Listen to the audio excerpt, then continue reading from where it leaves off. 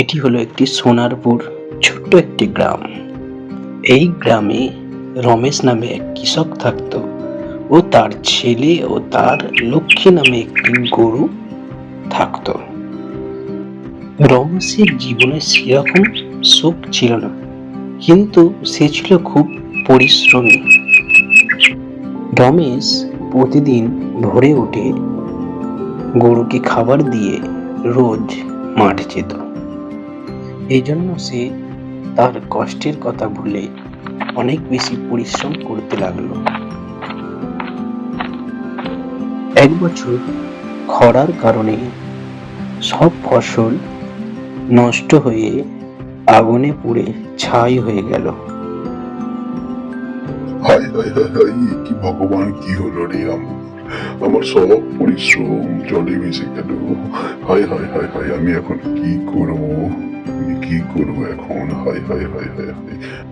অনেক কৃষক হতাশ হয়ে পড়ল। কেউ কেউ ঋণের ভারে গ্রাম ছেড়ে চলে যেতে লাগলো।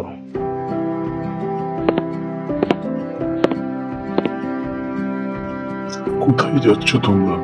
তোমরা যদি একে একে সবাই চলে যাবে, তাহলে এই গ্রামের অবস্থা কি হবে? তোমরা যাও না, তোমরা যেও না। এই সবাই চলে গেল।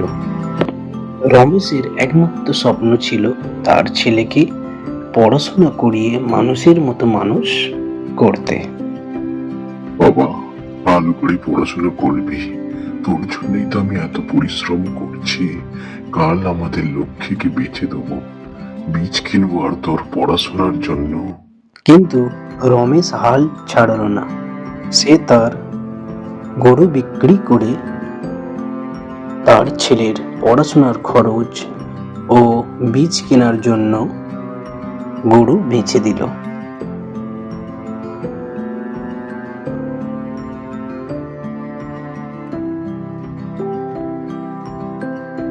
সকাল হয়ে গেছে, যাই জমিটার দিকে যাই, গিয়ে দেখি ফসলগুলো কেমন হলো।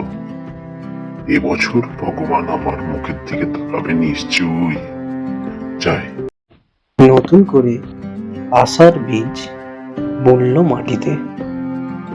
পরের বছর প্রকৃতি তার পরিশ্রমের উপহার দিল। মাটি আমার মা, মাটি আমার দেশ।